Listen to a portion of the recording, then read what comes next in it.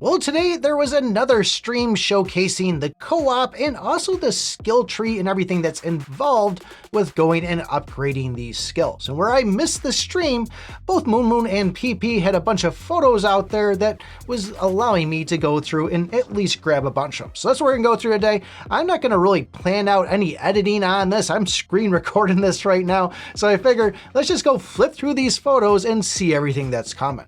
I know there was a lot of players out there that were worried that they were going to be able to find friends to play this new mode with, and as you can see here, you can go in and play it as a single player.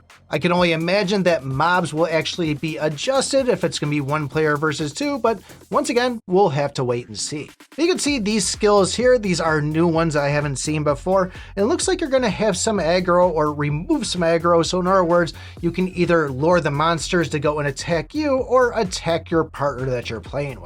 It looks like here you can give a shield when you die. You can also go and have all allies recover 5% of the max HP, and then even dropping below 30% will allow 80% of in-game reduction. For this one here, you can see based on your power, you can clear up to chapter 155 instantly. You can currently spend 30 stamina to instantly clear up to that point. And when you first go and get this mode in the game, I would say hold off on doing this. We had this in Archero 2 where they went and said, oh, you can jump up to this point, and you did get some resources. Let's say it was 30,000 elixir or whatever they use in the game.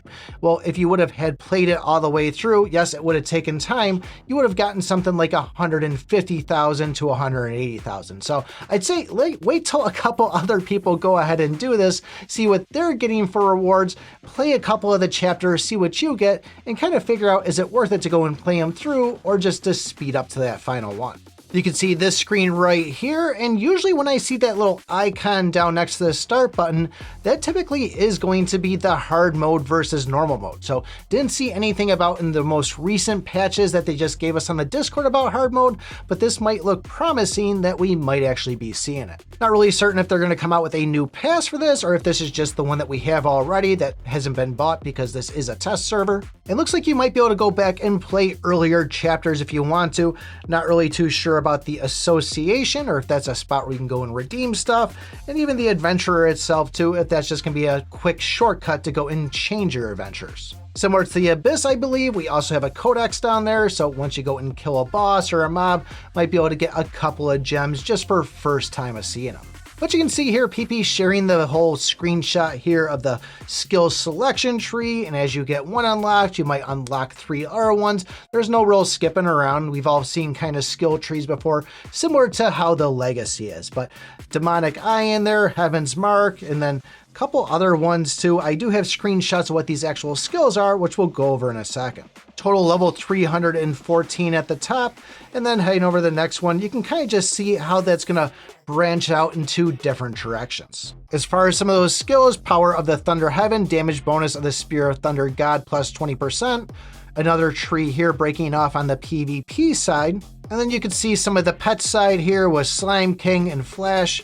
And then moving on to the next one here, that looks like some more pets too. So for a second, I thought that was a new pet all the way down at the bottom, but that's just Susu because I don't use it that much. I completely forgot what it looked like. This one here is just showing that Leonardo is sharing its stars with the Dragon Girl through the whole resonance system, and that the Dragon Girl is actually linked up with Leonardo. We'll also be getting a new specialization tab down the bottom where your adventure, pet eggs, mounts, all that stuff is. And then showing some of the new skills and along with their level buff behind them. And somebody mentioned this yesterday, I totally missed it there, but unlocking the Firecracker, first round launches a stun.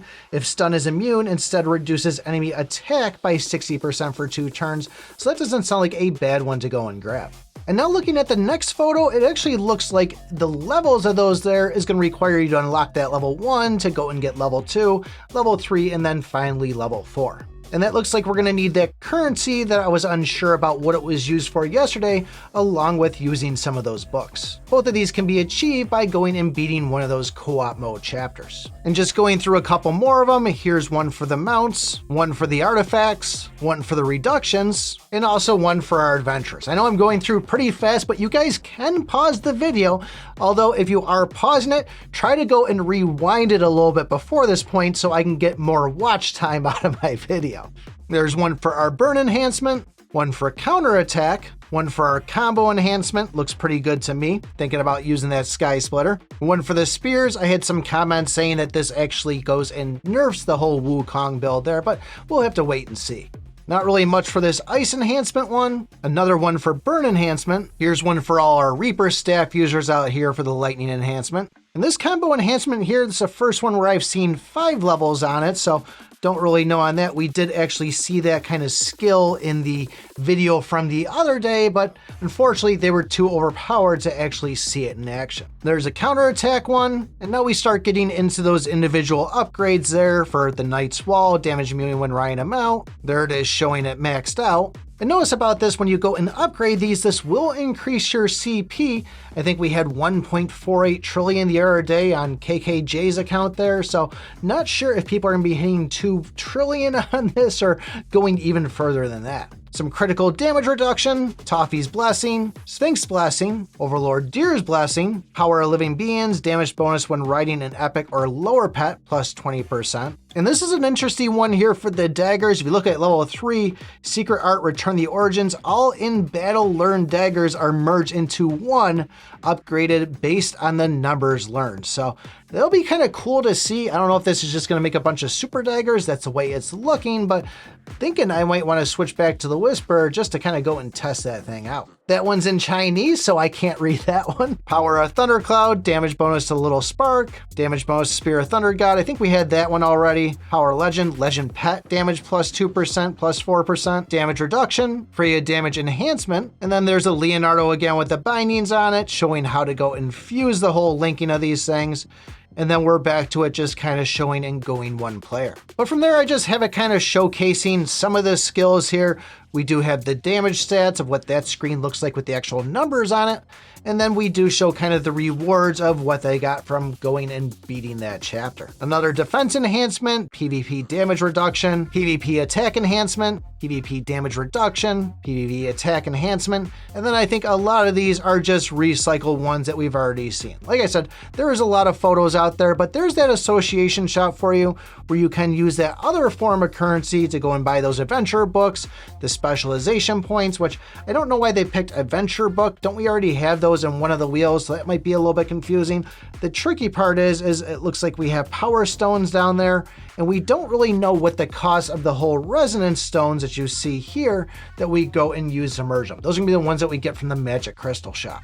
But those are all the photos that I grabbed earlier this morning, right after the stream ended and I missed it. So I'm looking forward to this, pretty excited. I'm thinking that this might be a little bit of a nice change and something to kind of work on versus having these same old wheels and growth events every single week. But if you didn't see the whole co-op video and want to know how that actually works, take a look at this video right here.